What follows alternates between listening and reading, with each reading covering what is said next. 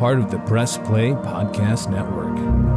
Hey, this is Chase Smith, founder and CEO of Press Play Podcast. You may have heard me on the Orange is Oranger Cleveland Browns podcast with Jeremy Powell, now wonderfully hosted by Holly Wetzel, Cavs on the Break NBA podcast with Sam Amico, or my own podcast, the Chase Smith Podcast. I wanted to take a few moments to talk to you about a brand new subscription-based podcast we're offering this football season, the Press Play Sports Podcast. This premium podcast feed will send all of the sports podcasts offered on the Press Play Podcast Network to one central feed. Yes, you can still follow and subscribe to all of our individual shows for free on every podcast platform. But if you wanted to consolidate your podcast feed and listen to them all in one location, the Press Play Sports Podcast is for you. I'm talking the Oranges and Oranger Browns podcast with Holly Wetzel and Jeremy Powell, Red Guy and Rhoda, Sable Brothers on the Baseline, Cavs on the Break, the Dennis Maniloff Show, the Ball Card Show, the Premium Fantasy Podcast, a Swing in a Tribe MLB podcast, and the Tim and Shipe Show, a college football podcast, all in one feed. All 9 of our sports shows curated into one single podcast feed. Out the door, you're looking at $5.36 a month after tax. That's $5.36, just about the cost of a drink at Starbucks. And this is only offered on Apple Podcasts. You can't get this anywhere else. It's an Apple Podcast exclusive. Just go to the search bar and search Press Play Sports. It'll come up and you can subscribe from there. We're excited to offer this consolidated, curated sports feed for you to enjoy. And as always, thank you so much for listening and your support. This episode of the Orange is Oranger Cleveland Browns podcast, part of the Press Play Podcast Network, is brought to you by our presenting sponsor, Align Health Center. Align Health Center is the first chiropractic biophysics clinic in Northern Ohio. The team at Align Health Center helps patients with back pain, neck pain, migraines, ADHD, digestive issues, sleep disturbance, whiplash, scoliosis, and much more. And along with chiropractic biophysics, Align Health Center is also the leading clinic in regenerative medicine, also known as stem cell injections. And listen, you don't have to be an NFL player to get it done or have this treatment. If you have low back pain, shoulder pain, knee pain, or arthritis, check out the Regenerative Medicine Clinic at Aligned Health Center. Come in for a free consultation, complete with imaging and x-rays to see how Aligned Health Center can help you. No multiple shots are needed, and it's complete with physical therapy built into the process, so there's no downtime. And look, it gets even better. Align Health Center doesn't charge people for x-rays or exams, and they don't bill you later. They let you know right away the cost. They're upfront and transparent. They are number one for a reason. Call Align Health Center today at 440-385-7357 or visit their website at alignedhealthcenters.com to make an appointment and to learn more about how Align Health Center can help you. Again, that's 440-385-7357 or visit alignedhealthcenters.com. 45-40, run, William, run! He's got blockers in front, 5, touchdown! Joshua Cribb! Snap back, ball down, kick block! They blocked the kick! Hello, everyone, and welcome into the Orange is Oranger Cleveland Browns podcast. I'm your host, Holly Wetzel, and joined as always with Mr. Jeremy Powell, also known as Jeremy in Akron. Jeremy, I feel like I have like an emotional hangover from yesterday's game, maybe a real hangover at some point, but because I did down some bourbon and some chocolate cake when the game ended, by the way. So eating and drinking feelings was a real thing last night. Right. But in all honesty, it was just a major gut punch. And, you know, as I look to this weekend, do we get a Christmas miracle? I don't know. Probably not. But a guy that might know, or maybe have an inkling, would be our guest of honor, our man of the hour. Honor. Yes. Oh, all of the above. A good friend of mine, Mr. Jason Lloyd, editor-in-chief of The Athletic. Jason Lloyd, how are you? Welcome in. Again, you get to meet now me and obviously me, but Jeremy this time, because last time Chase Smith was filling in for Jeremy. Last time it was Chase. Yes, my second appearance on the Oranges. Who's been on the most? I want to Nathan Zagura has been on 3 times. Zach Jackson's been on 4, so you got a little bit. Zach and Nathan are probably Lombardi's been on twice. You and Mike Lombardi have both been on twice, so there you go. Well, I got something kind of think. Is that good or bad? I'm not sure. I can never catch Zach. Zach's always one step ahead of me. Mike is great on the air. He's fantastic, and nobody loves Mike Lombardi like Mike Lombardi loves Mike Lombardi. So we could sit back and let Mike Lombardi talk for 30 minutes straight, and he would never stop. He's fantastic though. If he's listening to this, I don't think he's coming back for a third time. Probably not. Chances are he might have been a one and done thing and was like, hey, did you a Two and favor? Two and done. Oh God. Well, Jason Lloyd, thanks for coming back, which is a big deal. So appreciate you.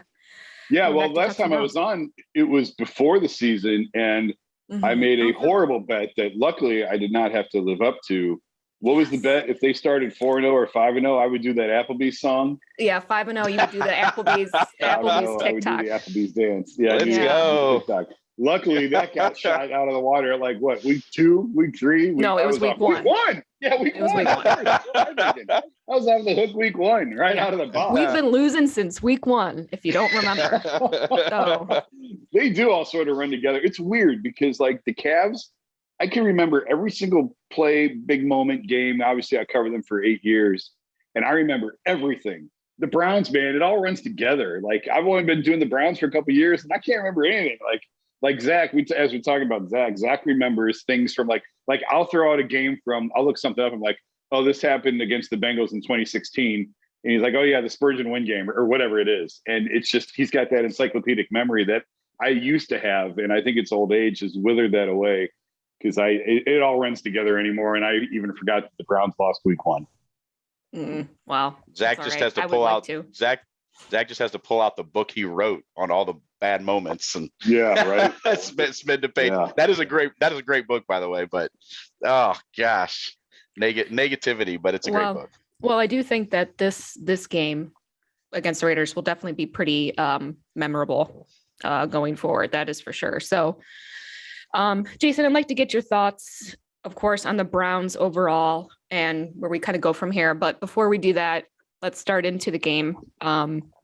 Obviously, we just talked heartbreaking loss against the Raiders.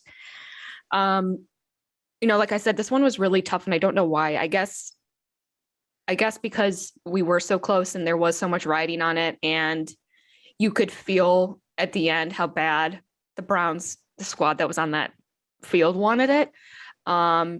And it was weird. It almost didn't feel like the game actually was over. Like when the game ended, I was like, wait, no, but is it? I mean, it was just a strange feeling. And then what's even harder when I wrap my head around all of it is that we didn't even need to be in that spot in the first place.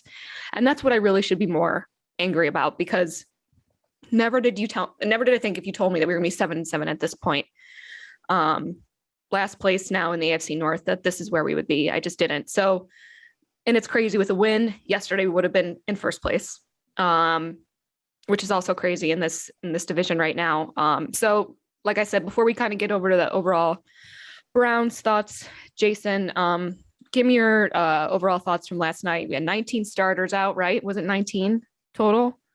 10 starters, 19 players. Yeah. Well, I was saying 18, but maybe it's 19. You lose track after a while. You ran out of fingers and toes. Well, we got a few guys back, but it really didn't do too much, over the 48-hour period outside of what we got Wyatt Teller back and John Johnson. Yeah. So Jason, give me your raw thoughts on last night. See, it's weird for me because I thought they were going to win it when Greedy picked it, of course. Yeah. When Greedy had the pick, I thought, wow, okay, they could actually do this. But it's funny because I was on a text chain with Chris Fedor and Joe Varden, and I had said before the game, Browns are going to lose. Like, they can't win this game. They're not going to win this game. And so Joe was taking victory laps on our text chain, and I said, like, it's not over. Like, this ain't over. Derek Carr is really good at this. And sure enough, they get the stop on third down. The Raiders get the ball back. When the Raiders got the ball back, I'm like, they're going to score. Mm-hmm. Like, this Browns going to lose this game. So it was devastating for so many people, but I just never really bought in, other than for maybe about 10 seconds when Greedy had the pick, that I think the Browns were actually going to win the game. They were outplayed the whole night. Like, just look statistically, the Raiders aren't very good, but the Raiders outplayed them because of what we just talked about. The Browns are missing 19 regulars, 18, 19, whatever you want that number to be.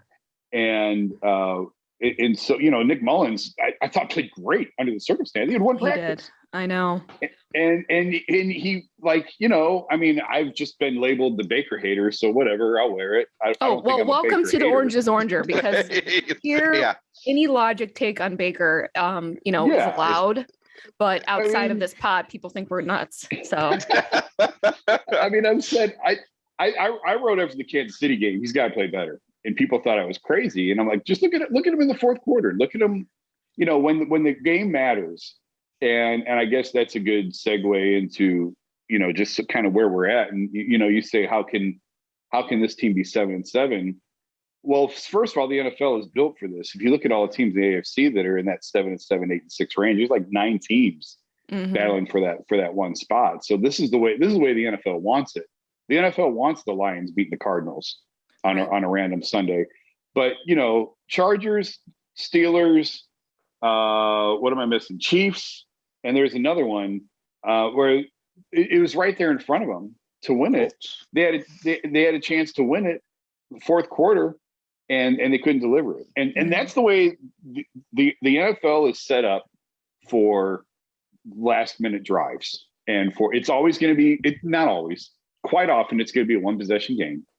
And if you've got the quarterback who can take you down the field and get the score, you're going to win the game. Right. Derek Carr last night, what was that? 28 now game-winning drives he's got in his career. Like, that's what he does. He's a really good quarterback that I think is probably a little bit underrated and underappreciated. But I think he's great.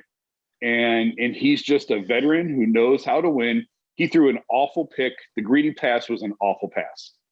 And he shook it off. They got the ball back. He came back, did what he had to do, moved him down the field, put him in position, and they could field goal. Which could have been, that's what good quarterbacks do.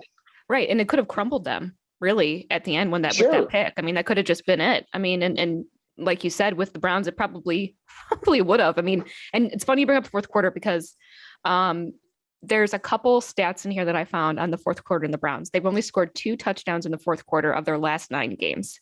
Yep. 14 total points in the last fourth quarters of those 9 games. They're averaging. Go ahead. Okay. I was going to say, and they're averaging 4.2 points in the fourth quarter this season. That's 30th out of 32 teams. Last year, they averaged 7.9 points. That was 10th. Well, there's a reason for that. And I haven't looked this up lately, but obviously Baker didn't play yesterday. So I don't know if this has changed. Last time I looked it up, Baker was the 33rd rated quarterback in the fourth quarter in the league. 33rd. How many teams are in the league? Say it again. How many teams 32. are in the NFL? 32. He's 33rd.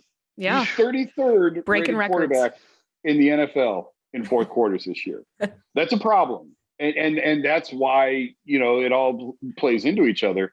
And that's why you talk about they've got 2 fourth quarter touchdowns in the last decade. And all the numbers that you just rattled off, it's because of the quarterback play. And they have to get better quarterback play. And that's why I just kind of like laugh and shake my head at some of this. Kevin Stefanski's got to give up the play calling. Do you realize he's scheming guys open? Guys are open. Play calling's not the problem. Quarterback's not getting the ball. Nick Mullins had 1 practice. 1. Could you see a discernible difference in the way Nick Mullins ran that offense with 1 practice and how Baker has played all year long? Was there a really discernible difference? Not to me. Let me tell you the discernible difference. The discernible difference was Nick Mullins stood in the pocket. He stood tall in the pocket. He didn't bail.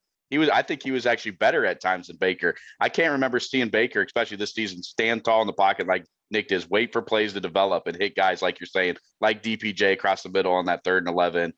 Plays like that. I thought he was fantastic. I left saying the exact same thing you did last night. I said to my buddy I was with, I was like, did you see a difference in the way the offense ran realistically with Mullins or Baker? I didn't see it.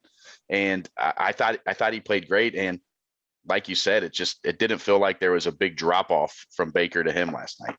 No, and I don't think I've also been labeled the Stefanski apologist, I guess, which I just think he's a good coach. And I think he's not had as good of a year as he had last year. 100% agree with that. They haven't been as lucky. They haven't gotten as many breaks as they did last year.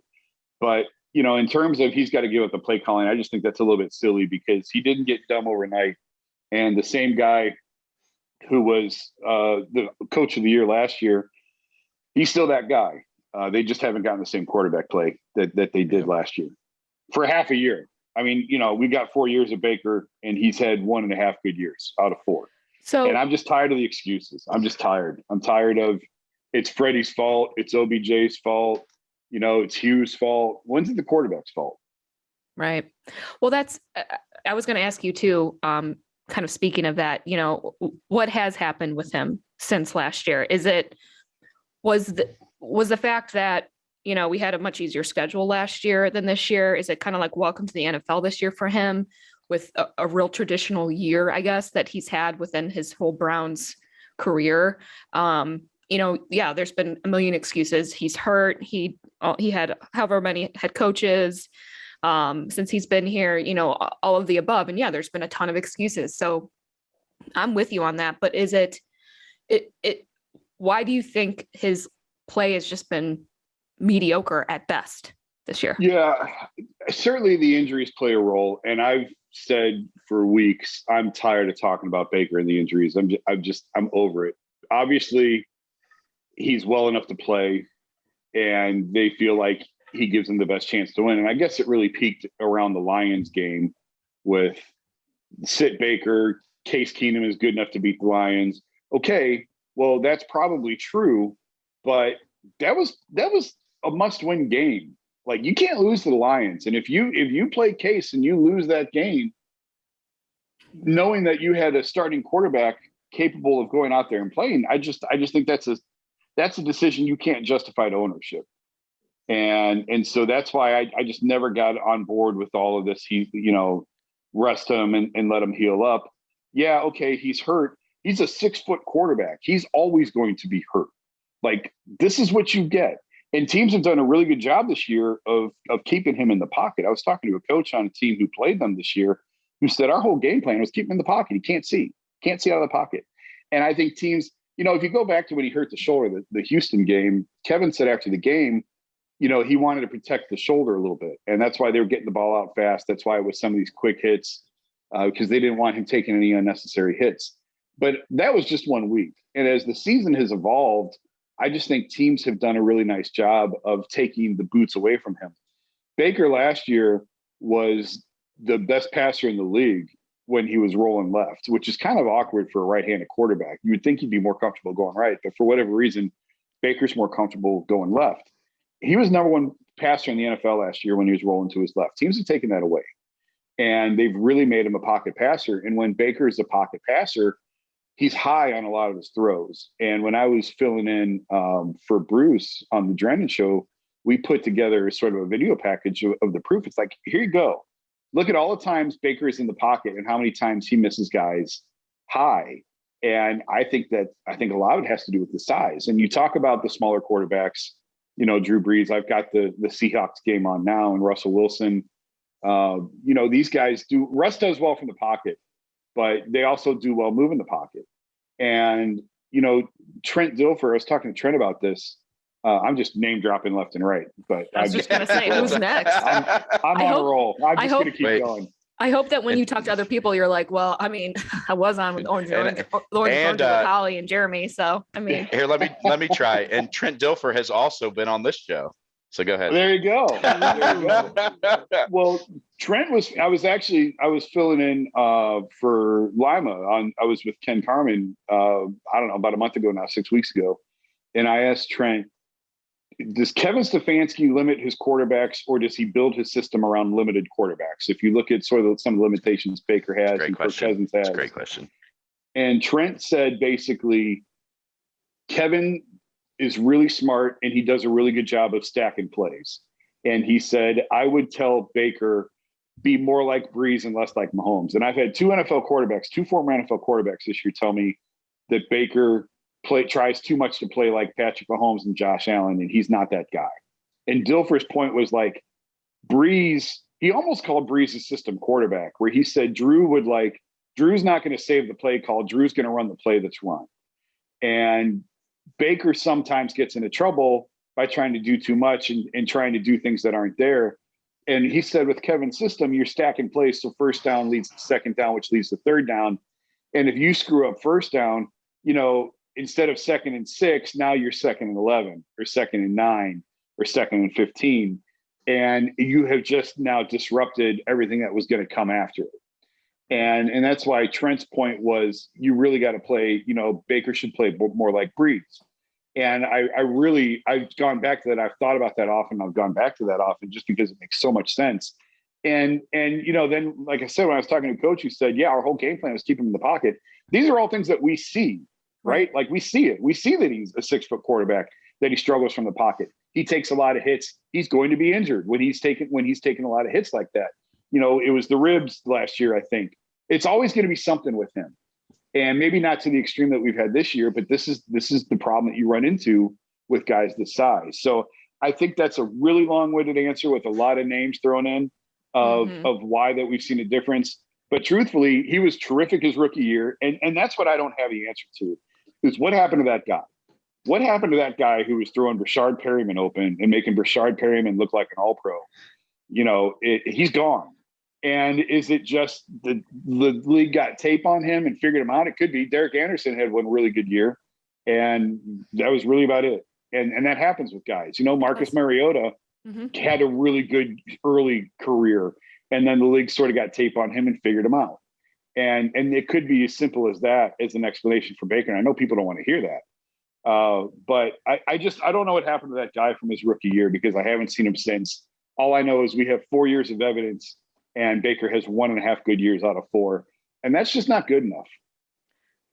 Yeah. And I know, and I agree with you. And I know Jeremy does too on the Baker front of, and I do think that he has been figured out to a certain extent. And what I saw last night too with Nick Mullins that I don't see with Baker is just the quick decision-making on the field, and that those quick decisions to make a play. And we don't see those very often with Baker. He's not, if anything, when he finds himself in trouble, he just throws away. There seems to be no other quick decision-making and the right decision-making when it comes to that. So definitely on my end. Real quick to interject on that, because you're absolutely right. And again, the coach I was talking to who already played them this year said Baker holds the ball longer than most guys.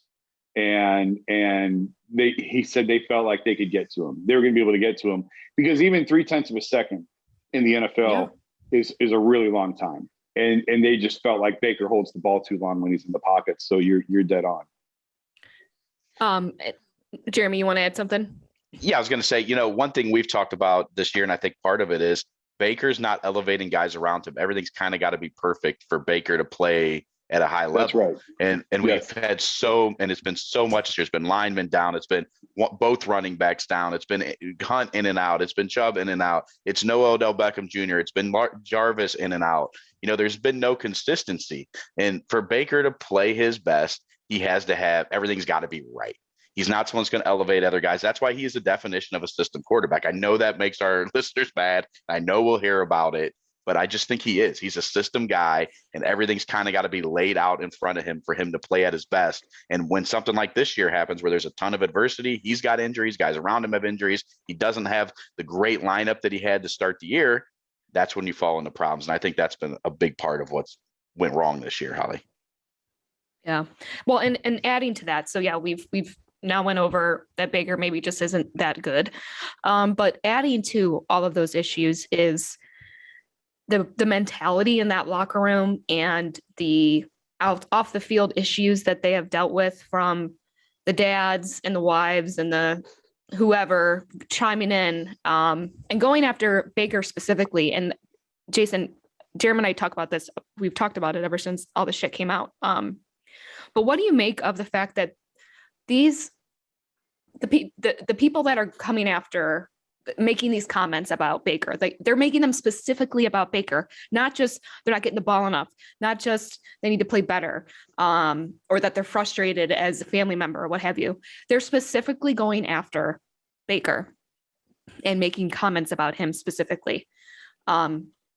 So is that, I can't imagine that's not contributing to what's going on a mental level with this team. And Jeremy and I talked about this last week, or maybe it was the week before. Oh, I don't know. Maybe it was Chase. Boy, see, now all my weeks are running together. But that is this team mentally tough enough to actually continue to go into the playoffs? And I don't think that they are. No, I don't think they are either. The season ended to me at Baltimore. When they lost that game at Baltimore, I said, that's it. And I know mathematically they still have a chance, and they still had a chance. And I know they were, 3 seconds from first place last night. But it's all these things that we're talking about. So to me, I don't care what the odds say or the numbers say. I know what my eyes have seen. I've been to every game this year. I know what I'm looking at, and I'm looking at a team that is not a playoff team. I'm looking at a team that has been undisciplined at times, has not been well coached at times, even though I do think Stefanski's a good coach. Like I said, this hasn't been his best year. I think he had a better year last year than he has this year. So to me, it ended the night that they lost to Baltimore. The playoff thing sort of died, and I was trying to stall and remember the first thing you said, and it didn't work. I forgot. What was the first thing that you said? First part of the question? Well, about the fact that these family members are criticizing not just the team, but Baker specifically. Yeah. So I think he was really sort of shook by the OBJ thing. Yeah. Because he's used to people coming at him, but it's like, it's the media, it's coaches. That dude was loved at Oklahoma. Like, they loved him. And this, to me, was the first time, and I even called some people at Oklahoma to run this by them, and they said, yeah, I think you're right. This was the first time where it was sort of friendly fire he was catching. Like, it was from inside the locker room, and it was guys on his side who were telling him, you're not good enough. And I think it's the first time that's probably ever happened to him. And he can go on and on and on about Cliff Kingsbury screwed him at Texas Tech. This guy didn't offer me a scholarship, and that guy didn't want me. And Gary Patterson, I don't like Gary Patterson because he wouldn't offer me. And, Hugh Jackson was a phony, and that's all well and good. But, like, especially in the NFL, in all sports, but especially in the NFL, those 52 dudes around you are like, that's it. Like, it's even like, at times it's even you against the coaches. And, I've had players say, it don't matter who's the coach, it's about us in here. And so for him to sort of feel it from someone who's supposed to be on his side, I think that really, I think shook him.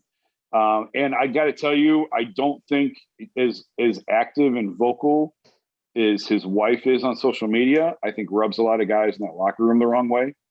I can tell you the Progressive commercials don't help his cause, because guys are looking at him going, what have you done? Like, you got this national, like, that's money in his pocket. And that's what, and in the NFL more than anything else, careers are shorter than ever. And you have to maximize your earning potential while you have it. Because, most guys aren't playing 10, 12, 13 years like you can in the NBA or like you can in baseball. You got maybe 3 or 4 years to make your money. And guys will look at him and say, what have you done to earn that? And I think it rubs guys the wrong way. I'm not saying everybody, but I'm telling you right now, there are guys who don't like that, who it just leaves a bad taste in their mouth. And he's good in it. Like, I think he's great in the commercial. He is a good actor. And he is. He really is. And if they were 10-4 or 12-2, everyone would be loving it. But they're not. They're 7-7. Now, obviously, those are filmed in the off season, and that has no bearing on what's going on in the field right now. But it's just the overall picture of. I'm just trying to lay out why I think guys are a little aggravated and a little frustrated, and I think it's complicated. I think it's a lot of reasons. I think it's probably more that I don't realize or I don't know, but those are a few that I'm pretty sure I do know. So, and kind of adding to that, and we've talked about this before on this pod about when you look back at last year with COVID, they were basically forced to focus on only football. I mean, there was no other option for them to be doing anything but. I've brought it up a couple times because, was anyone really worried? And I think I might have asked you this, Jason, when you were on before the season started, about, were you worried about, with COVID kind of completely being relaxed up into the season? I mean, not completely, but a good chunk from what it was last year. Yep.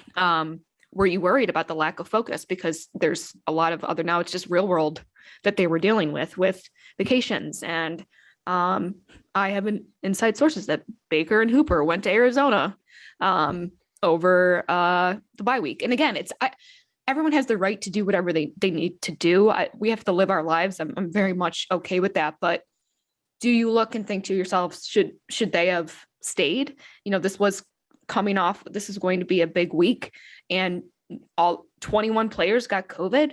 I mean, when the cases are surging like this, and should that have come from a leadership standpoint, and would it have even mattered? I don't know. I mean, I want to say yes, because they would have all been together, but I guess my point is, with COVID now versus last year, the focus has waned clearly. And, thoughts on from last year to this year. Let me jump on this one real quick, Holly. First off, the thing, what's amazing is the big reason why one of the reasons Freddie was gone is because there was no attention to detail. There was just a lack of, remember all the pre-snap penalties, all the little things. Last year completely cleaned up. We talked about just incredible. The Stefanski without a real offseason came in. You didn't see the pre-snap penalties. You didn't see any of that focus stuff. And this year it's been everywhere. So yeah, I have no idea what happened, how from year to year so much changed in that aspect. Is it because of what you said? There wasn't the distractions last year. Everyone was a little bit more focused on football. I don't have an answer to that.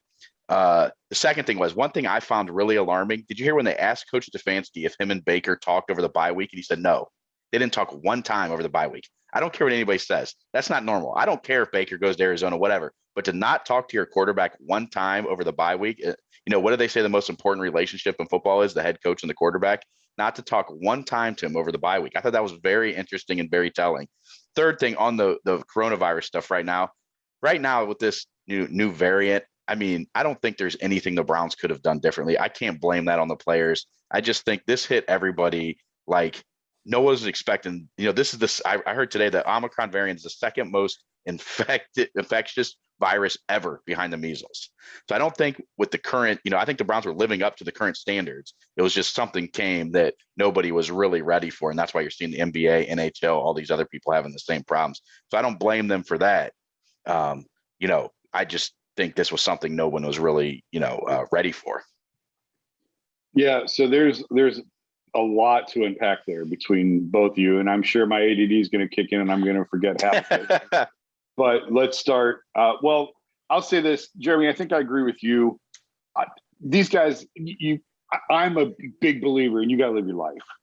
And the bye week is an opportunity to get away from this. Baker is vaccinated. And, if he wants to cut out and go away and get away from the season, especially as kind of lousy as this season has been, I'm not going to bang on him for that. Like you said, Omicron is everywhere. I think I saw today 90% of the cases in the NBA are Omicron. And I just, before we recorded this, I was on the phone with one of my kids' dad's friend of what I'm trying to say. My kid's friend's dad. Yeah. Got it. Said, it's not a matter of if, it's when, because we're all going to get it. It's just a matter of when. Yeah. And so I don't fault him for that. I hear what you're saying on not having any contact between the coach and quarterback. But again, I think these guys needed some time apart. I think they all needed some time apart because it has been a rough go for all of them.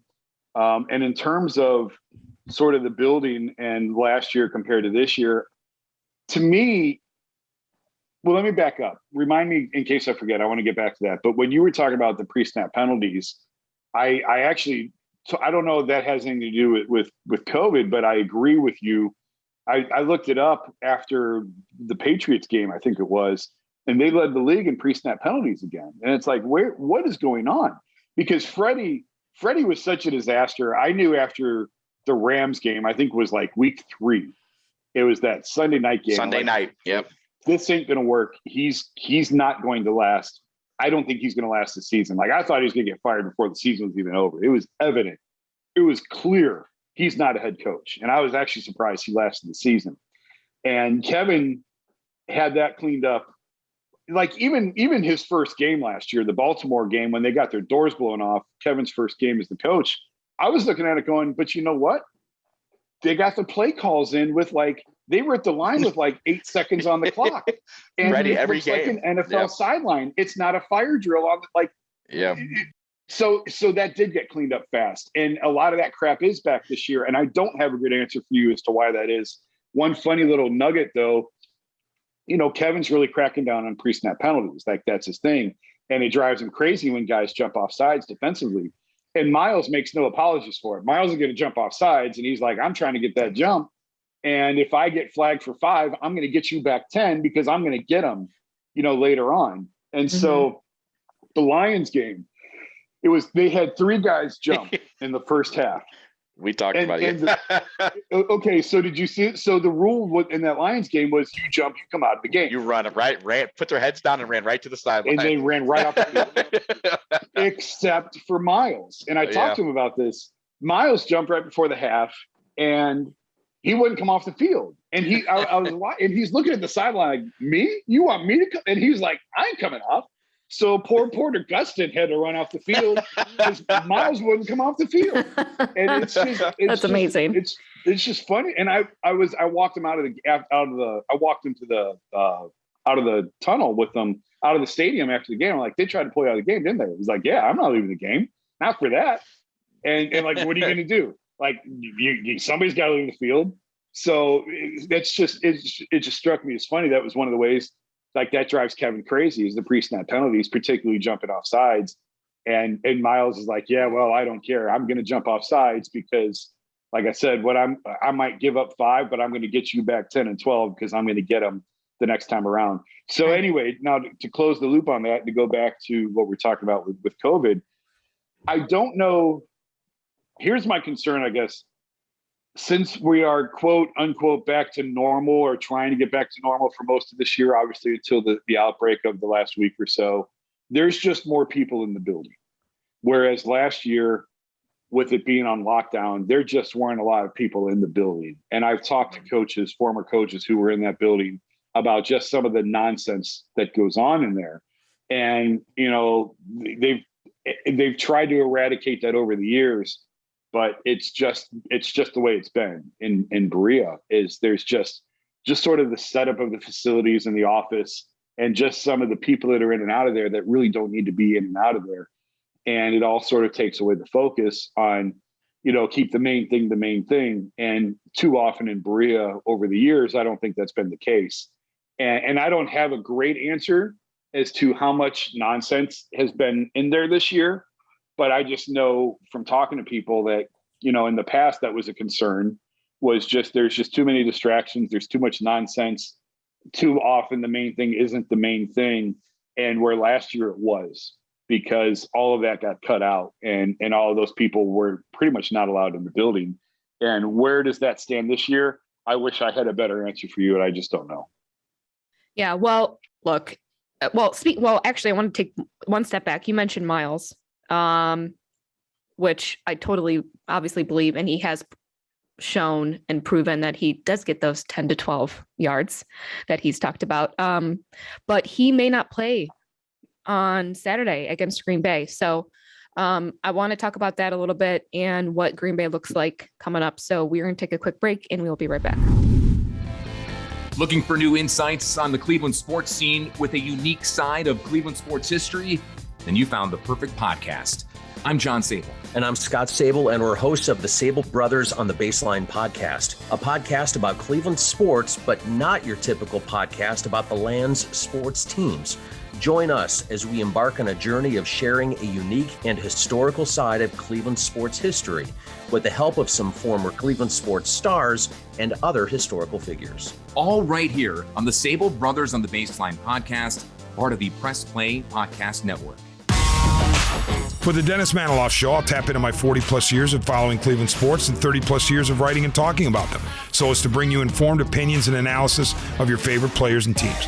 I also will monitor the national sports scene and, when warranted, step out of the toy department and into the real world. And I'll always be on the lookout for special guests. By all means, join us. Hey, it's JD from the Hyman Podcast. I created this podcast to have hard conversations.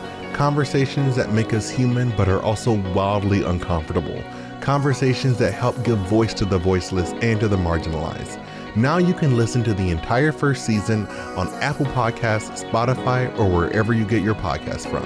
Consider this your personal invitation to join the conversation.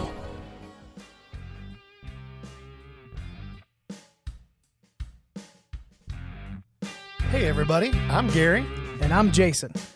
Opening cards as a kid, no matter what was in the pack, you always had that stick of chewing gum. Well, it turns out Gary and I opened up a box of 86 Tops last year, and let me tell you, the chewing gum does not age well. Join us on the Ball Card Show, the sports podcast for the sports collector. This is Mike Voorhees, co-host of the Swingin' a Tribe MLB podcast. If you love Cleveland Indians baseball, then this is the pod for you. We've got you covered each week as we talk about all the games, breaking news, trades, the roster, all things Tribe. You're going to love it. Go Tribe.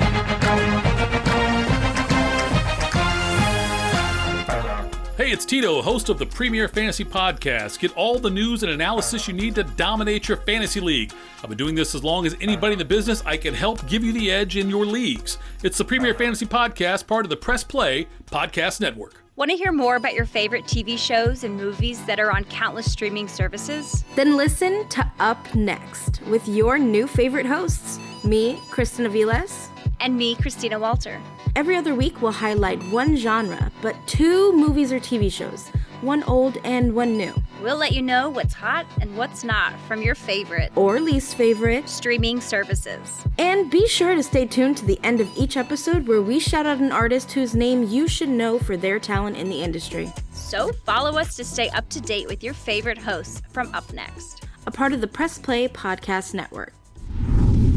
All right, we are back on the Orange is Oranger Cleveland Browns podcast. I'm your host, Holly Wetzel, joined as always with Jeremy Powell, also known as Jeremy in Akron, former Twitter celebrity. Yeah. And we are joined. Right, wait a minute. Famous or infamous? Well, go ahead. Tell me who I am. Oh, and the man of the hour, blessing us with his presence, Mr. Jason Lloyd. Keep coming. Editor-in-Chief of the Athletic in Cleveland. Before we recorded, I'm going to totally put you on blast, Jeremy, because I want to talk about this. I want it on record. I have no recollection of this, but you said we made a Twitter bet 10 years ago for $50. Yeah, we did. What was this? Say again what this bet was. So I can't remember the exact. Remember it at all. It was after LeBron left, correct? You were still covering the Cavs for the Beacon at that point, right? I started covering them when my first day working for the Beacon covering the Cavs was Game 5 at home against Boston when he quit and was booed off the floor. That was my first day on the job. I believe it was the first year, maybe the second year's 1-2. I bet the Cavs would win 30 wins. You told me I was outside of my mind and that we bet $50 on the Cavs. We used to argue back and forth because you would great, I get to go to the queue and watch the Cavs play the Hawks, and we're 6-20. So we would get into it, joking back and forth on that, and that's where the bet started. So I literally, it's a true story. After the season was over, you won the bet. I don't remember how many wins exactly it was, but you won the bet. So I was going to buy a gift card. 22. Yeah, something like that. So I bought I think it was actually Longhorn Steakhouse. I bought a $50 gift card, and my shop is about a mile from the Beacon Journal offices on Exchange. And I was going to bring it down to you. And then last minute, I actually messaged you on Twitter or, just tweeted at you that I had it for you. You're like, nah, I can't take it. It's all good fun, whatever. But I really did. Went out and bought you a gift card. I don't know what I did with it. It's 10 years or whatever, but a man of his true word. Story. That is a true 100% true story. And like I also talked about one of your famous Twitter moments when you posted the picture, you spilling that paint down the steps. It was right around that time. So that's hilarious because we were in our old house and we were just getting ready to finish the basement. Thank God, because we just painted the kids' rooms and I put the lids on the paint cans, but I didn't put them on tight. And I dropped one of the paint cans down the stairs. And this was like a comedy movie in slow motion where I'm going, no. And you see this can flipping and paint going everywhere all over the stairwell. And the funniest part was my wife wasn't home. I took a picture and I posted it. And I'm like, I don't know how to explain this. And she came home and all she did, I said, you got to open the door. And all she did was open the door, look down the basement stairs. She stared at it for about 3 seconds, closed the door, looked at me, she goes, you're an asshole. But and like to this day, if you pulled the carpet up in that house, you would see blue paint about 3 inches thick on the stairs and on the walls. It's Holly, I will find that picture. I got it somewhere. I will find it. I need to see this. It's hilarious. I'm not surprised though with the story at all that's something that happened to you. I'm a total idiot. Yeah, clumsy moron. But anyway. Speaking of paint, by the way, I tweeted yesterday because I'm like, Nick Mullins. Did you guys see his walk-in video when he was walking? I saw you tweet about it. Actually, like he looks like a guy, like a dad walking into Home Depot to like match paint. Paint. I mean, because he was like, like, these guys come in like dressed to the nines. It's like fashion, like their own runway. And here comes like, Nick Mullins, like, regular shirt. Probably didn't have cargo shorts on. Like he was just waltzing was in. Was he in Wranglers? He did break all Brett Favre's records. He was right? wearing jeans, records. I think. Yeah. I mean, pair of Wranglers. It was just, and I'm like, poor guy had no idea what was coming. No idea what was coming. But anyway, so that was my. He acquitted himself well, though. He did. I know.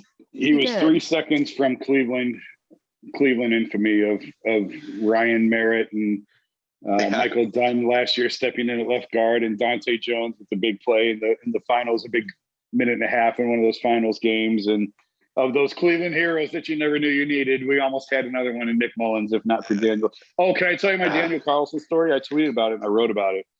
But this to me, this is the only thing I can think of is Daniel Carlson was running on the field last night to kick the game-winning field goal. Minnesota traded 2 picks to move up in the 5th round and draft Daniel Carlson. And then they cut him after 2 games.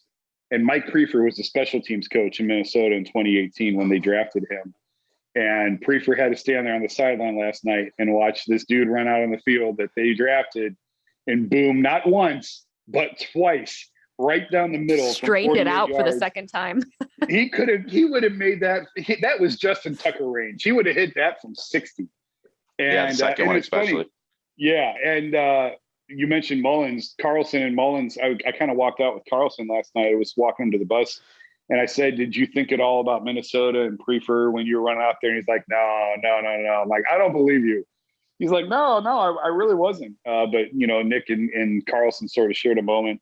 His wife was there. Mullins' wife was there with him after the game. And he was so close. Daniel Carlson stole Nick Mullins' moment, this Cleveland moment. That was his chance last night. Yeah. And with that game too, I mentioned about like, you could tell how bad the guys really wanted that win that we're playing. But I also felt too, and I think maybe this is also why it hurt so much. And I hope that it can continue into Green Bay, is that it just felt like they all gave a shit. I mean, I feel like there's been a lot of games this season that you just don't really feel that from Baker and, the rest on down.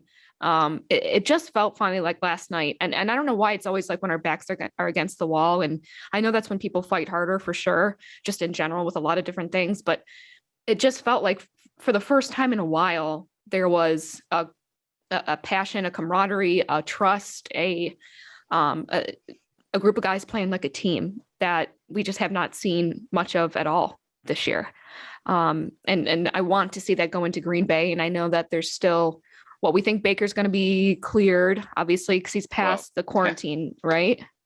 Well, we're thinking that there might have to be a caravan of players that drive up Saturday. Did you see that? There's I think there could be like 8 or 10 people, because even if they don't clear early, if they have to live up to the 10-day rules, the old rules, it'll be like Baker, Stefanski, and a bunch of other guys that'll clear. Jarvis, probably Wills, all those guys will clear Saturday. So they won't be able to travel until they clear. So they'll have to leave at 6 a.m. Saturday morning to get to Green Bay in time for the game is the thought. So if they don't clear early, they're going to have a bunch of guys that are going to be, trying to get up to Green Bay real quick. Yeah, hopefully, obviously they test out of it before that, but that would be worst case scenario. So remember last year against the Steelers in the playoffs, the Browns actually hired Thomas's limousines out of Akron to drive all those guys individually to the game. Right, the coaches and players. Some players or drove in by themselves in a limo with a single driver. It was funny because those started leaking on Twitter, as you could imagine, like a couple drivers and taking pictures of their Selfies. single Browns coach, in the back of their limo driving out to Pittsburgh. So right, yeah, I mean that was it. Like it was very much the camaraderie was there, and that just focus of wanting to get the job done and be a team. Yeah. And we've clearly have lost that this season. So yeah, we'll go into Green Bay. I was going to say it is a short week, but like most of the guys are going to be decently rested because they didn't play last night. So I guess in a weird way, that's a good thing for us going into the weekend. But we have a major uphill battle to climb. I brought up Miles before we went to break about he has a groin injury, questionable. Takk McKinley out for the rest of the season. Clowney's on the COVID list. So in that sense, we are not off to a good start. And then John Johnson. Packers. John Johnson. Yeah. John Johnson's hurt. Yeah. And it's the Packers at 11-3. They have the best record in the NFL. Aaron Rodgers, there's really not much else to say about him. You know, they just they clinched the NFC North by winning over Baltimore. And they are 3-0 straight up against the AFC North and unbeaten at home this season over 6 games. So with that, but other than that, what are the positives, guys? Get ready. Yeah. Because I was like looking at it, I'm like, nope. I mean, just every stat, and I'm like, yeah, we're basically kind of fucked. Like I don't know how we're gonna get out of this one. And you know what? If John Johnson can't play, we're in trouble, because if you saw, Ronnie Harrison actually is symptomatic. I think he said on Twitter he's actually sick. So we're probably not going to get Ronnie Harrison back. If John Johnson's hurt, I don't know about Grant Delpit. I think MJ Stewart's actually an underrated player. I think he's a nice player. And it looks like Newsom's going to be back. I don't know if you believe in reading cryptic posts. He posts just a Christmas tree. So people are thinking that means he's going to be through the concussion protocol by Christmas, I guess. If you want to play that I don't game. feel bad about these players, by the way, because this is the shit that they do. And then they only want to control the narrative. And it's like, you can't do that. You can't do that. So we'll see. But yeah, I mean, the last thing we want to do is see what happened with Baltimore this weekend, right? A completely depleted secondary going against Aaron Rodgers, where he basically, if you watch that game, Aaron Rodgers toyed with them. He toyed with the Ravens secondary. And if we're not healthy, if we don't have all our guys, I'm sure it'll be similar. But I think the key is Miles. I mean, who knows about Clowney? I don't know. We know he was sick on Thursday, then tested positive Friday. So I don't know if, he can be back or not. We'll have to find out. But it's just we're going to have to get some pressure on him, and if we can't put any pressure on Aaron Rodgers and he has time to sit back there, it doesn't matter if you have, Deion Sanders and whoever in their prime in the secondary. If he's got all day to throw, he's going to find guys open. He's going to throw guys open. So I think the key is having some of our guys back and finding a way to get some pressure on him, or it's going to be a long, long Christmas. Yeah. I mean, the Lions beat the Cardinals, so anything's possible, but I don't have a whole lot of faith. I've had this one circled as an L for about the last 6 weeks. And, what the only thing that they could have going in their favor is maybe Green Bay would have nothing to play for. But no, they're only one game up in the NFC standings for the number 1 seed in home field throughout the playoffs. So they still have plenty to play for. So, I don't think it's going to go well. I'm not going. It'll be the only game I don't go to this year. I'm not doing the Christmas crap, leaving and going out for Christmas, especially for what I think how that game's going to turn out. Maybe they'll surprise us, but I just, that's sort of to me why the Baltimore game felt like a must win. They had to sweep Baltimore because you knew they had more losses coming up on the schedule, and this certainly looks like one of them. All right. Well, my favorite time of the podcast is prediction time. So, Jason Lloyd, please give me your prediction for the wonderful Christmas game against Green Bay. Scores. Oh, you want to score? Oh, yeah. Sure do. 27-10 Pack. 27-10, 27. Yeah. I'll stay 23-10. I'll knock 4 off it. 23-10 Packers. I think the line's like 7.5. I think Green Bay's getting like 7.5. Mm-hmm. I think they're going to cover, correct. And then some. 23-10. Yeah. Jeremy. So it's so tough to predict right now on a Tuesday because Thursday Devontae Adams and Aaron Jones could be placed in the COVID protocol. That's true. That's true. So it's tough to, especially the way it's sweeping the league. We know Aaron Rodgers is going to play because he's you would think since he just had it 3 weeks ago or month, he'd probably be all right. So but I'm going to say it's going to be going to be so hard coming off that emotional loss for the Browns, and depending upon who we get back, I think the Packers score 30 in their sleep. So I'm going to say Packers 31, Browns 14. I would love to be wrong. I would be so happy if I start getting texts, in the second quarter when we're beating them about how wrong I was about this prediction. I'll take it. I'll wear it. I'll love it. But I just can't see it. Pack 31, Browns 14. Yeah, I mean, I obviously do not see them winning this game. I had predicted a loss with the Raiders, but during the day of the game, I had this weird resurgence of oh no, I feel good. I think we're gonna win, which is clearly did not trust my gut on that one. You were 3 seconds away from being right. Yeah, that's right. I know. I quote tweeted myself a couple times, and then it just went away. You were a bad JC Treader block away from being right. JC Treader even gets a piece of Hankins. Nick probably picks up that first down. Yeah, well, actually, so I'm with you on. I definitely think it's at least 2 touchdowns. I mean, whether or not we get over our 14 point threshold, 17 point, whatever it is for the last however many games. That's that. But Jason, want to ask you, did not get to with this Raiders game, and then we can wrap up. When it came to that 3rd and 3 with 2:31 to play, when we only needed the first down to get the win. Mm-hmm. It was Chubb, right? And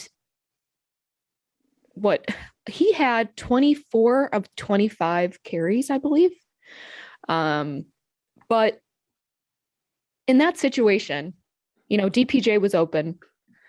Are you giving it to Chubb to run, or should he have passed it and to DPJ? I've said for 2 years, there is no such thing as too much Chubb, and you give me shit for it every time I post on Twitter. I love to harass Jason on Twitter. It is one of my favorite things. God. Anything appropriate. A master's degree. Yeah. Anything appropriate to make him semi-blush over there on his phone, I am here for. Yeah.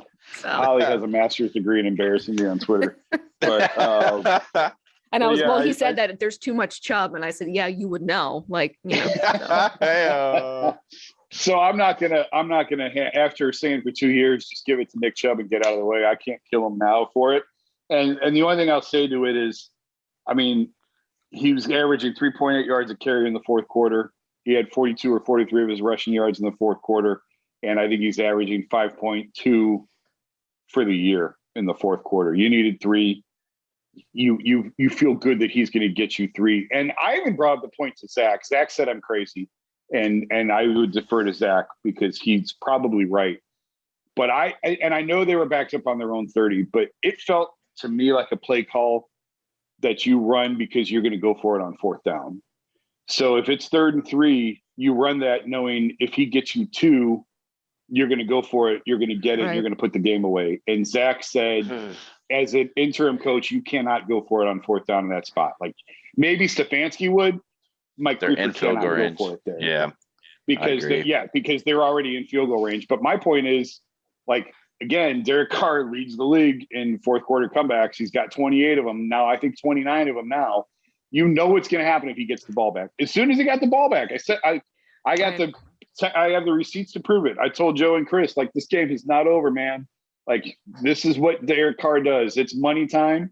He's ready to go. And so it really felt to me like it. See, the problem was it's 3rd and 3, and I think they even lost a yard on that. I don't know, maybe statistically they didn't, but on the field, it looked like he lost.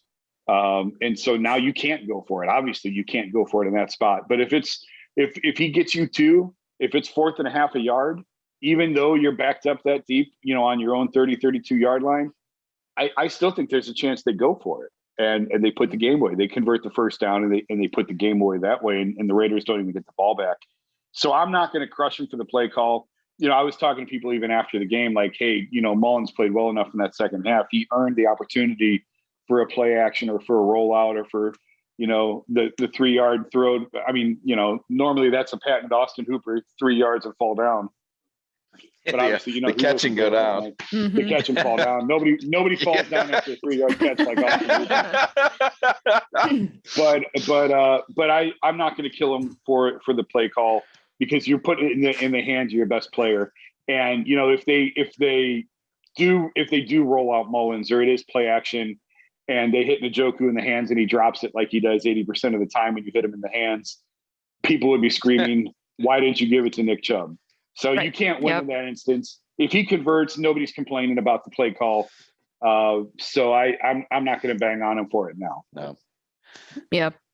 No, I after I was full of emotions last night. And so I was angry. I was like, play calling, and then, I came to terms with the fact that, had we not given it to Chubb, that's what we've been screaming for this entire season. Yep. So, give it to Chubb. And they did that. They put it in their best player's hands. They did. That's what you're supposed to do in that instance. It didn't work out. That's what happens. Right. It happens sometimes. It does. So, well, Jason, I hope you get your fill of Chubb for the rest of the season. Good luck to you on that. Oh my God, man. So, well, that does it for us. Jason, thanks so much for coming back. I hope you continue to come back, even though I continue to harass you more and more. Oh yeah. I got to catch Zach. I'll be back. I got to catch Zach. I like this. All right. Well, thank you again, Jason. Appreciate it very much. Again, Jason Lloyd, editor-in-chief of the Athletic in Cleveland, joining us for this episode. And that is it for us on the Orange is Oranger Cleveland Browns podcast. I'm Holly Wetzel, hosting this fantastic pod over there with Mr. Jeremy Powell. Hit the like and subscribe button if you are on Apple Podcasts, and go to pressplaypodcast.com for more information, and check us out on all social media at Orange is Oranger, and myself at Holly and Liz. And go Browns. Let's get this dub. Let's go. Or attempt. Here we go. Shock the world, baby. Shock the world. It would be it'd be the most Brownsiest thing ever. We win this game, then we lose Monday night in Pittsburgh. That would be the most That would be the most Brownsiest thing ever. To existence, so now we're screwed. All right. Yeah, probably. Wonderful. Thank you on that note. So, all right, guys. Let's go. Go Browns.